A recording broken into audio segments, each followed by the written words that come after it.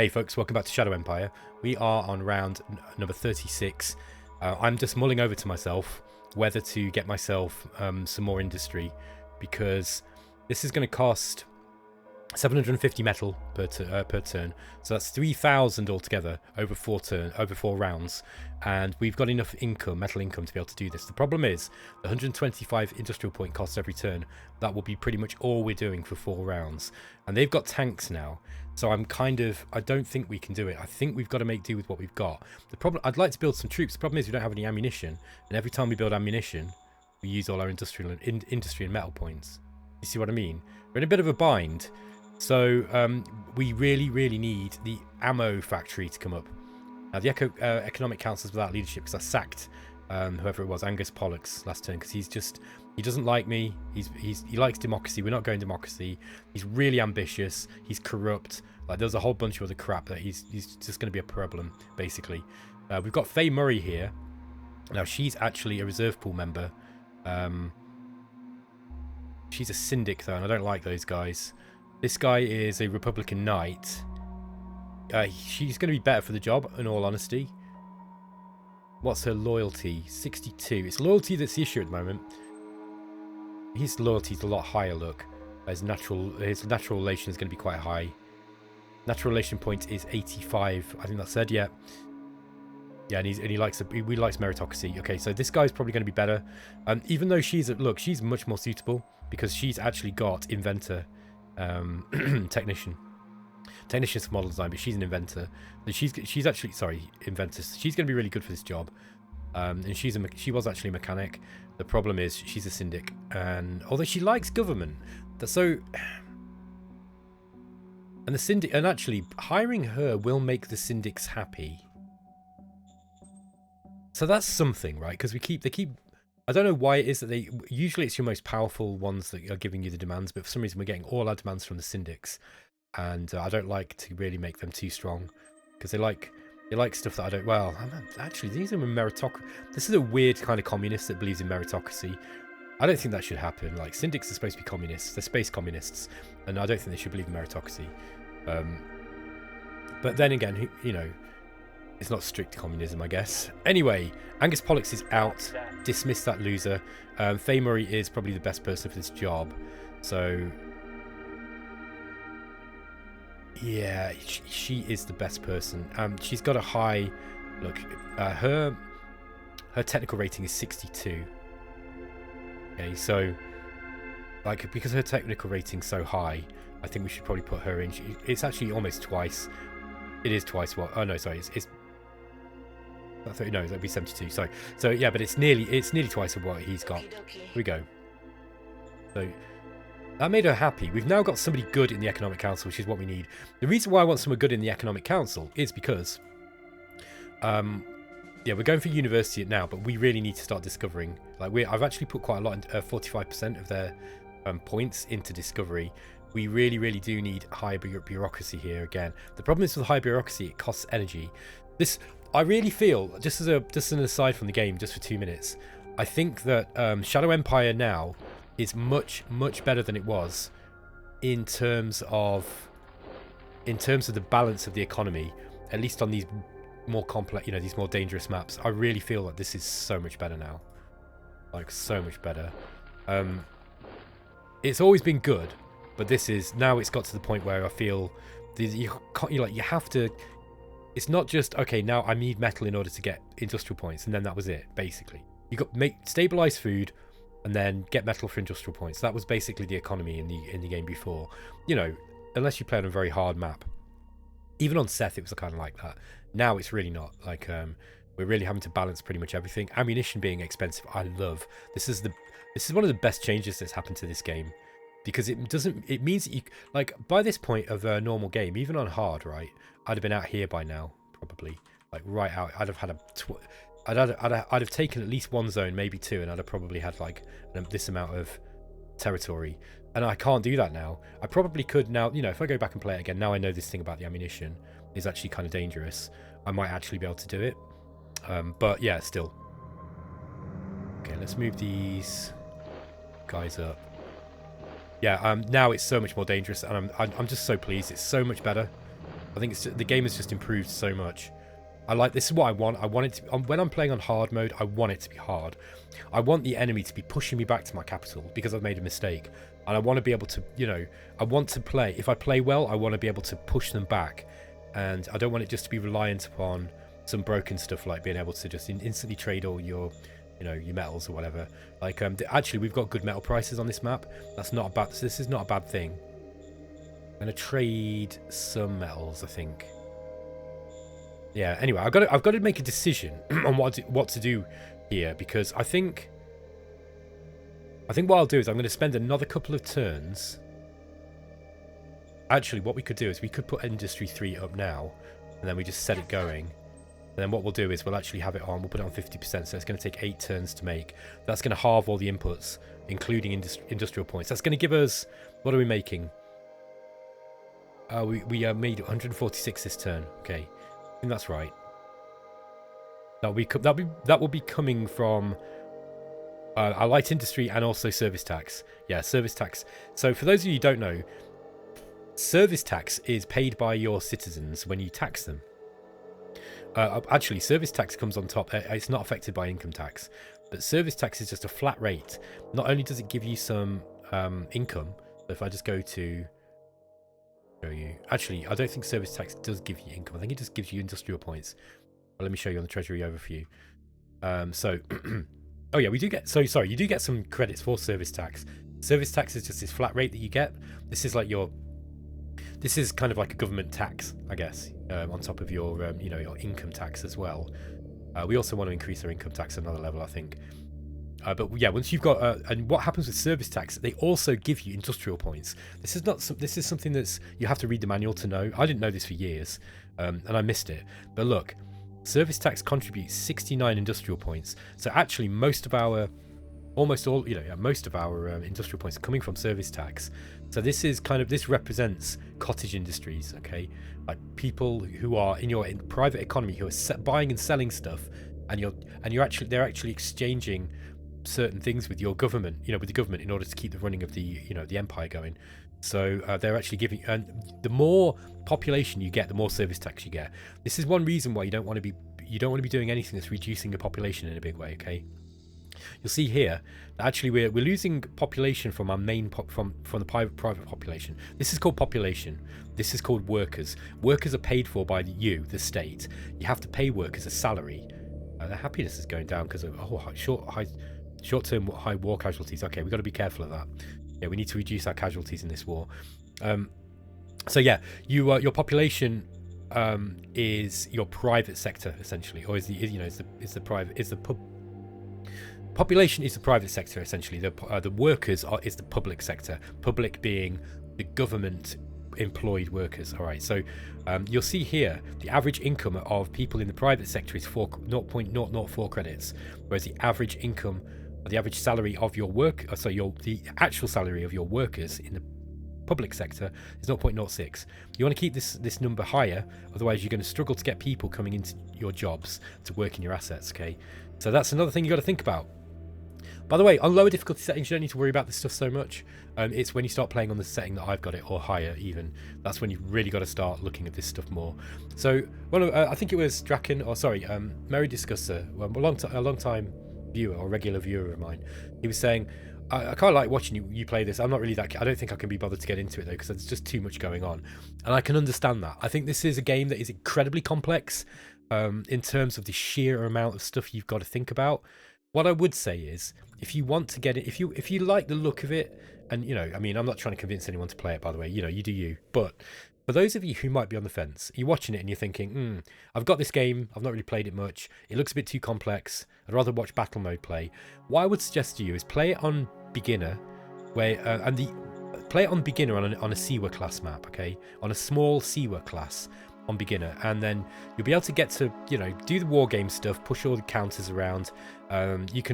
If you start trying to min-max stuff like I do, you're going to win quite easily, probably, I'd say. But still, it's not that easy, and that is the best way to learn. The other great thing, because I realise I've got a lot of new people watching this series. I didn't realise quite how many new viewers I've got.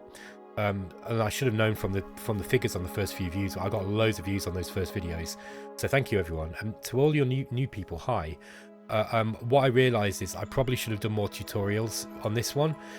So I'll try to explain stuff as I go, but also try to keep it flowing for people who are interested in watching the game just for the game's sake. But I know that a lot of you, in fact I've been getting comments confirming this, a lot of you will watch like 10 videos, 20 videos, and then you'll drop off to play your own games as you get excited. I do the same. So I'm going to try to put some tips in, okay, as we play. With regards to the things like service tax and stuff, that's something you really need to know about, okay? Because if you don't know about that, if you're not looking at the, like, where is this industrial points coming from? And then you see service tax, do you know what I mean? And then you're like, oh right, what's service tax? Go and look in the manual, and then you'll see that you get a bunch of stuff from service tax. I don't know if you get food. I think it's just industrial points. I don't know if you get metal as well. No. So service tax basically gives you industrial points. This is one reason why you really don't want to be losing. You don't want to be losing population. Okay. Okay. So I went on a bit of kind of ADD brain, went off on a little bit of a rambling thing there, but actually it's important for you guys to know this. Also, if you have any questions, please ask them in the comments. I'll try to answer them.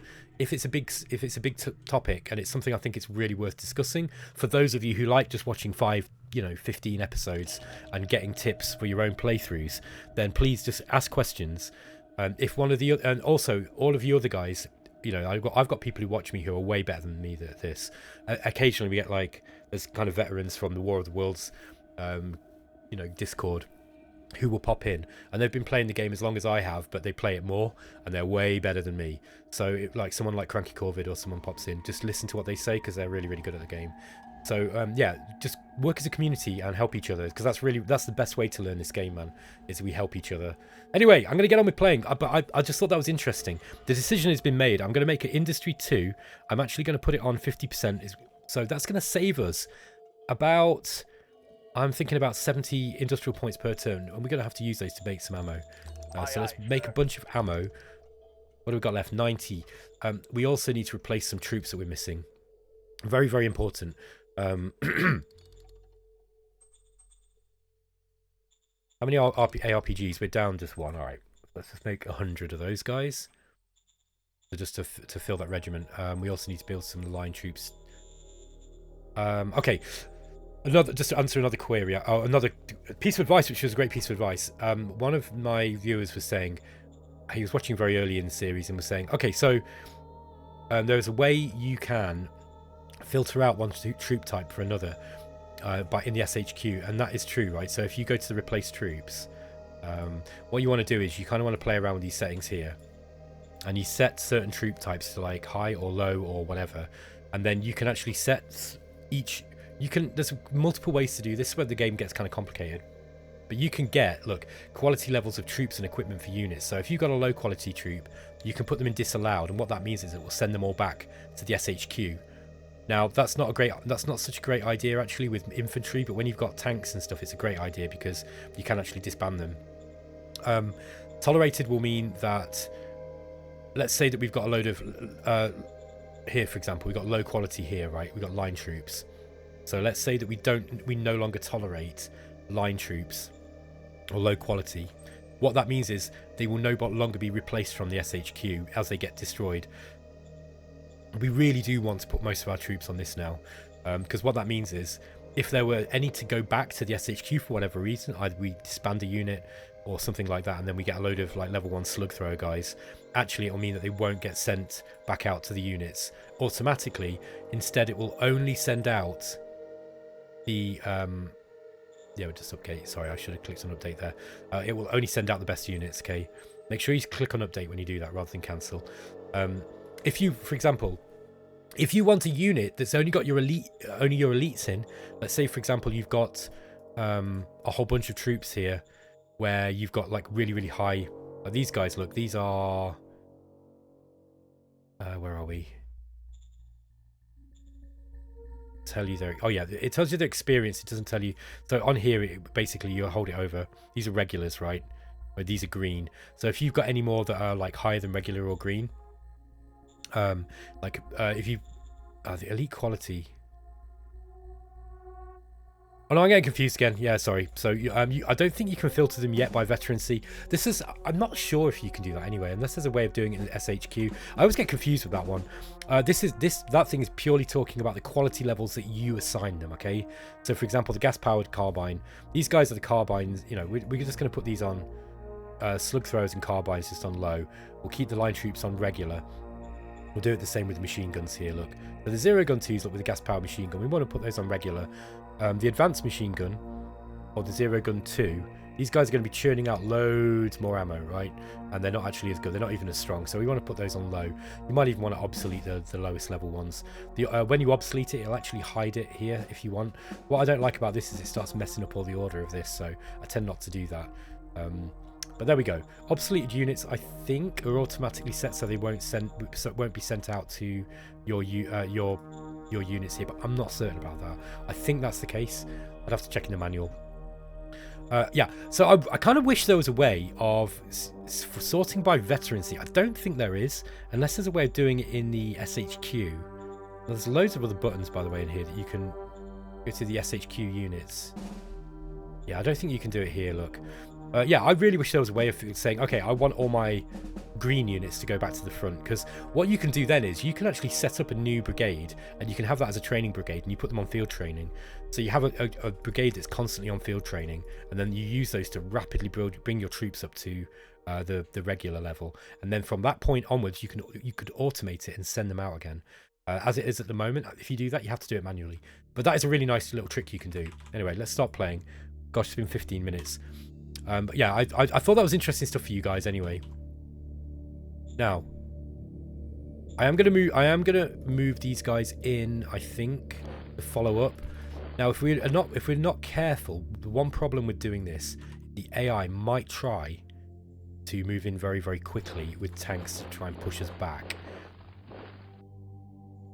Yeah, look, we lose our entrenchment. That's the only problem with doing it like this. By the way, I'm going to bring these guys up here, these militia now. The militia aren't much good on the front line, apart from just for just attacking in like this. Do it now. Objective locked. I know some people will wince seeing me do this. I don't care about militia. They automatically generated. What I really want is to be able to get recon, so I can do an attack. I don't want to attack with those guys. Let's attack him with these.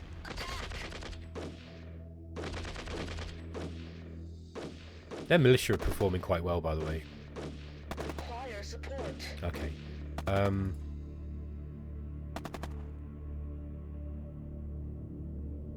Attacking him with these guys on defense is kind of, not a great idea.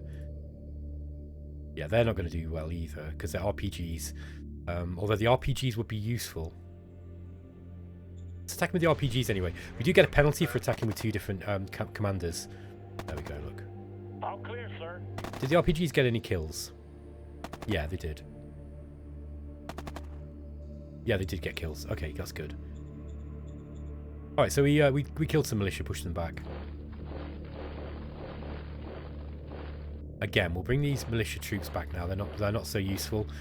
We do want to keep some troops on the back. Like, we probably should keep one brigade back.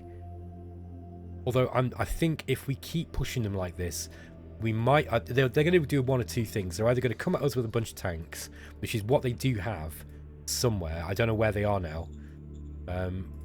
Spies aren't the best tools for this job anymore, to be honest. But we might get something from the spies. Really, we need aircraft now to start doing to start doing recon, or bikes or buggies. Problem is, can't afford any of them. Just can't afford any of them. I think because we did some attacks this turn, I'm going to have to build some more ammunition. Make sure we're not going too much over. And then let's get some of these line troops 3. That's going to be... What do we need? I think 60. Yeah, let's just get 3. That will just leave us with enough... yeah, that'll just leave us with a little bit of extra industrial points. We've got plenty of ammo. That should be it for this turn, folks. Sorry it took so long. I just thought it would be interesting for me to talk to you just about how I'm thinking about going forwards now with the channel, because I do think that there are, because so many of you will drop off after sort of 10, 15 episodes, and I really don't mind, by the way. I'm the same when I watch series. So I think it's really good if you like letting me know that, by the way, was super helpful. Like, that's why I asked for feedback. It's not just so that I can kind of game the algorithm and get more views, and there is a little bit of that, and that does help me, and that kind of helps you as well, because it makes me more enthusiastic to do videos if I've got more people watching. But it will help you too, because if you tell me what you want, within reason, I should be able to accommodate it. I won't always just sit and talk for 15 minutes, by the way, for each episode. I'll try not to do that, but I think sometimes when, especially in these early episodes, these things can kind of help, like serve as a bit of a tutorial for people before they kind of get bored.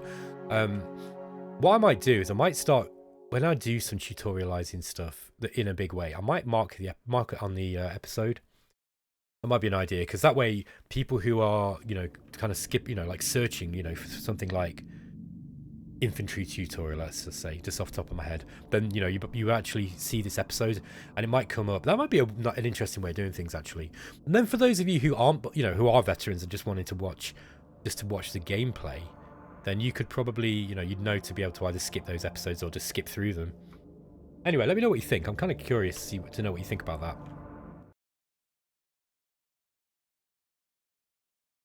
Okay, here we are, round 37. Wow, 37, I've still not taken a zone. Civilization has risen to level 4. We've got a private investment card. We're going to play that straight away. We've got loads and loads of points here. Political points. So let's go to that stratagem. Go to zones. And private... Oh, we got 2 of them. I'm going to play both of those. So let's just bang... Let's just... Maybe I won't put it in yet. I don't know what the knock-on effect would be if you just flood their system with loads of credits.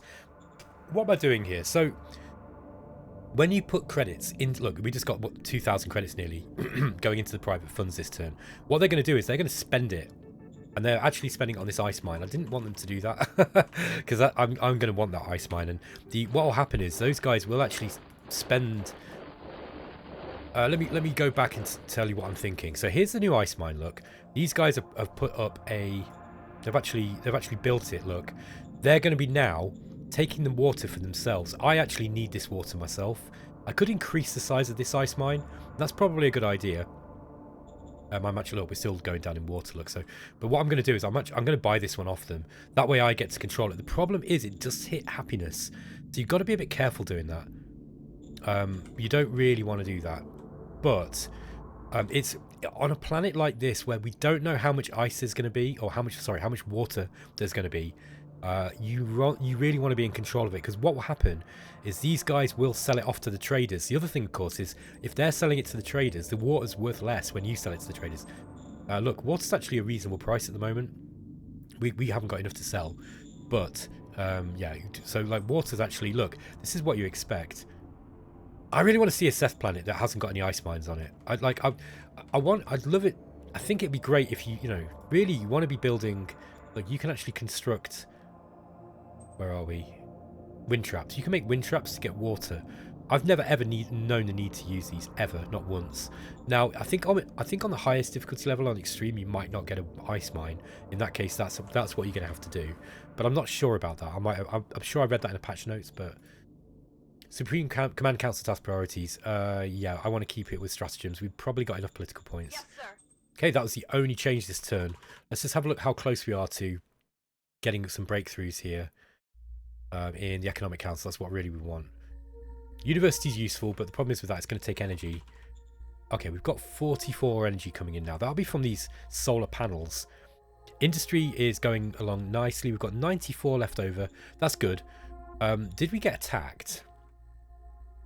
By the way, I think I forgot to show you the what was going on last turn with the history. But there you go, look. Not a whole lot going on. Let's we'll move the second HQ into Landsberg here, into this free folk town. No. I don't know if we want to attack those guys.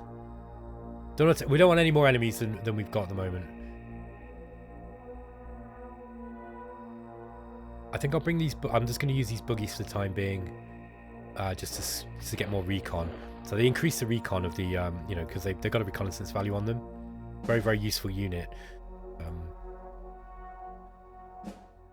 Now, what have we got here? This is just an infantry battalion. Infantry and artillery get 40% on defense. So they're going to be strong in defense. Got to be a bit careful with that. We are getting plenty of metal now. That's good.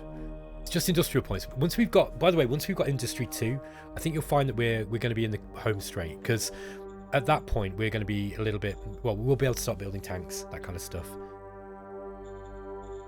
Can we actually raise any tank formations yet? Yes, we can, but we're not probably able to. We want an independent battalion would be what we would be going for. Where are we? Light tanks, yeah, 17%. So we need 295 industrial points. We can't do that yet. I think what we're better off doing is well, we can't even get an MG battalion. Look, what's the problem there? Manpower? No. Political points? No. Oh, it might be because yeah, here we go. There we go, that's better. So sorry, the reason why that's happening for new players is the closer to your SHQ you are, the less logistics points it's going to take to build and transport something out. You can actually raise units on your logistics system, okay? But obviously it's easy to do in your SHQ because that's where your logistics actually start.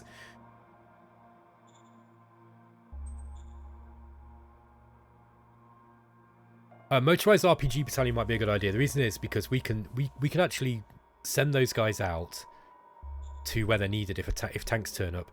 I wonder what happened for the AI to retreat its tanks.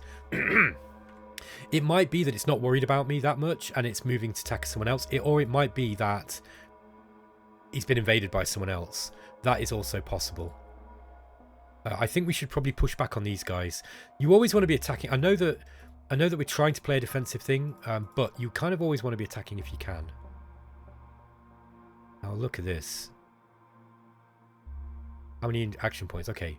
We could sacrifice one of our units here to try and to take one of those, but I don't think that's a good idea. I actually want these guys. These guys are sat here on plain. Oh, they're rocky plains. Might as well move in then.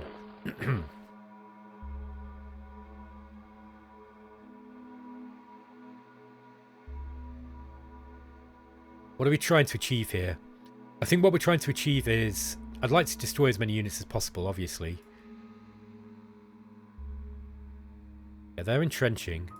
Ah, yeah, we don't have a lot of supplies. Look, that will be ammunition, I think. Replacements and fuel. Oh, no, it's fuel. Okay. Okay. Let's move those guys in.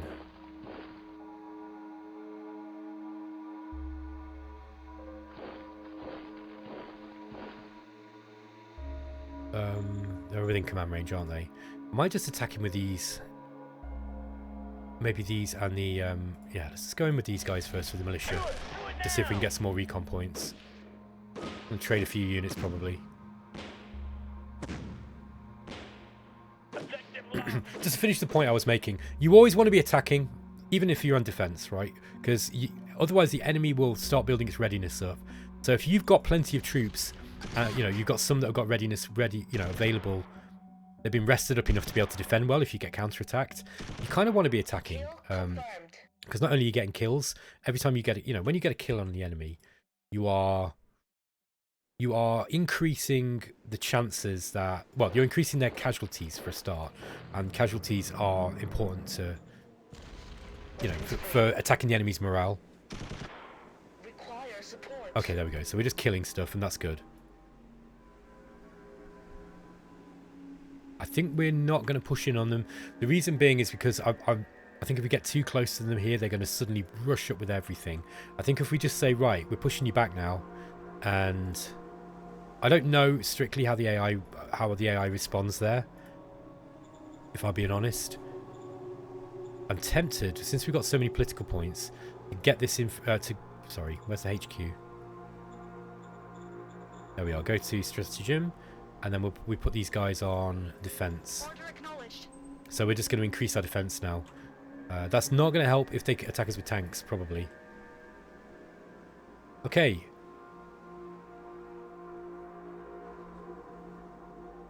Yeah, we're losing food. Let's just see what the issue is here. Why aren't they producing at the full? Only 127 logistics points were available. Right, okay, by the way, I don't know if you saw me complaining on one of the episodes where I was like, oh, why is this not getting... I don't understand this. Right, the reason why... the logistics rules are a little bit complicated, and I don't fully understand them still, even after years of playing this game. But I actually asked, and it was Cranky Corvid on the War of the Worlds Discord channel who helped me, and he said basically the way that the logistics here is worked out is not to do with the amount of logistics points you've got at the start of the turn. Sorry, it's how many logistics points you potentially got available. Basically, that's why these numbers don't add up. So it's this number here that it's taking from. So we basically just need to increase our logistics. I probably should have done that actually before I built this, before I built the industry. How long will truck station 2 take to get up? 2 rounds. So I'm just going to leave it. The problem is we are losing food, and we're not going to, until we increase our logistics, we're not going to get any more food out of this. So yeah, it's kind of, I think that's kind of more important than this even. Let's drop this down and let's upgrade the truck station, and we'll just do that full power. We need more ammo as well. Aye, aye, sir. Yeah, we were getting a bit low.